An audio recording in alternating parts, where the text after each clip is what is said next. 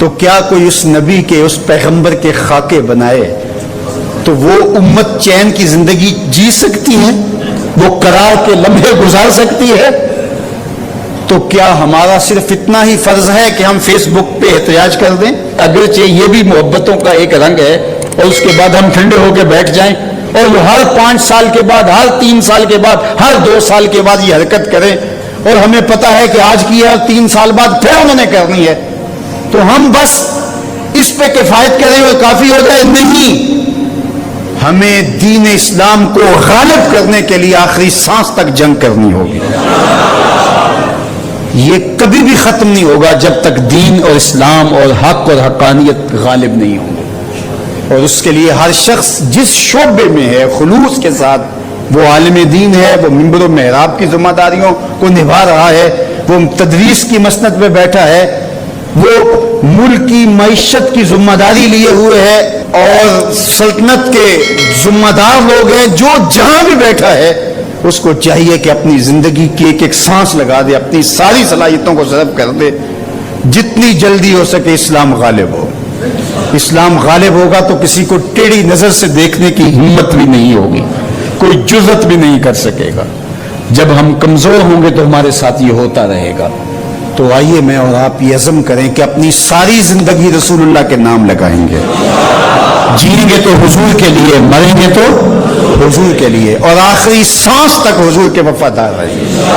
اپنی زندگی کا ایک ایک گوشہ حضور کے نام لگا دیں گے۔ اس کے لیے جہاں جہاں ضرورت تو ہمیں ہر جگہ موجود ہونا چاہیے، لیکن اس کا دیرپا مستقل حل کیا ہے کہ اسلام کا غلبہ ہو، اور ہم اپنی ذمہ داریاں ہی اپنی دائرے میں رہ کر کے جو ہمارے سپرد وہ بھی ادا نہ کر رہے ہیں اور وہاں خیانت کر رہے ہو، تو کس طرح ہم دنیا کے بکھرتے ہوئے ان طوفانوں کا مقابلہ کر سکیں گے اور ان مصیبتوں کو روک سکیں گے، ان سیلابوں کے آگے بند باندھ سکیں گے؟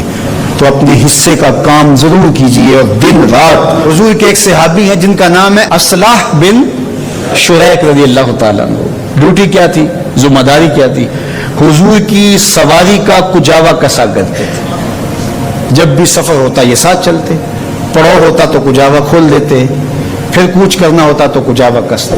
ایک سفر پہ حضور کے ساتھ تھے، رات پڑاؤ کیا، انہیں غسل کی حاجت ہو گئی۔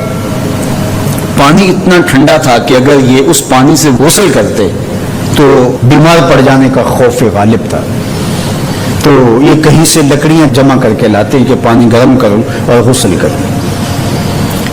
ادھر کوچ کا وقت آ گیا تو انہوں نے جلدی سے ایک انصاری صحابی سے کہا کہ حضور کی سواری کا وہ کجاوا پڑا ہے، اس کو یوں کس دو۔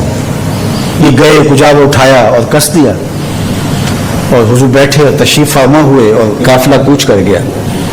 یہ پیچھے سے غسل کر کے تسلی سے اور پھر سواری لی، اور جلدی جلدی یہ بھی دوڑاتے ہوئے قافلے کے ساتھ شامل ہو گئے۔ اور جو ہی ان کی سواری حضور کی سواری کے قریب آئی تو آقا کریم نے دیکھا اصلہ بن شریک ہے، مسکرائے اور کہا، اصلہ آج کجاوا بدلا بدلا سا لگتا ہے، تمہارے ہاتھ کا کسا ہوا نہیں لگتا۔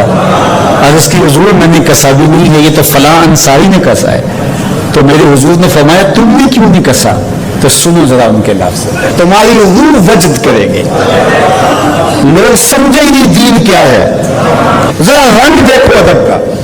حضور نے فرمایا، اصلاح آج کجاوا بدلا بدلا سا لگتا ہے۔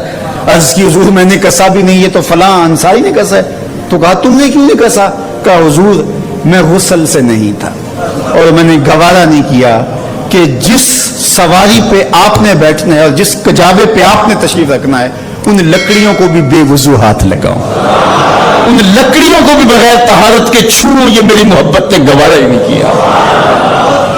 یہ محبت کا تقاضا ہے یار، جس آقا کی محبت کا تقاضا یہ ہے کہ عاشق بے غسل ان لکڑیوں کو بھی نہیں چھوتے، تو کیا کوئی اس نبی کے اس پیغمبر کے خاکے بنائے؟